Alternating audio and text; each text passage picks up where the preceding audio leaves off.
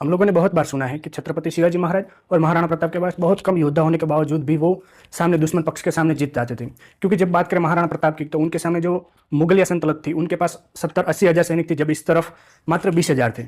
और बात करें छत्रपति शिवाजी महाराज की तो उनके पास भी कम योद्धा थे और सामने आदिलशाही सल्तनत के पास बहुत सारे योद्धा थे। फिर भी ये लोग कैसे युद्ध सारे जीत जाते थे। तो उनकी एक स्पेशल स्ट्रेटेजी होती थी जिसको बोलते हैं, आज के ज़माने में बोले तो गोरिल्ला वॉर बोलते थे, गोरिल्ला वॉर सिस्टम जिसको बोलते थे। और उस समय वो लोग बोलते थे छापामार युद्ध।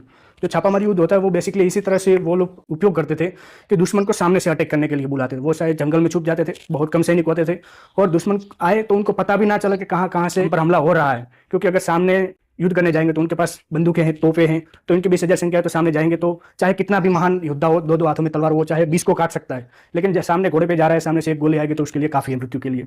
तो इसलिए ये लोग मोस्टली यूज करते थे छापामार युद्ध नीति को। तो उसी वजह से वो लोग आज तक बहुत शानदार तरीके से इस नीति को जानते थे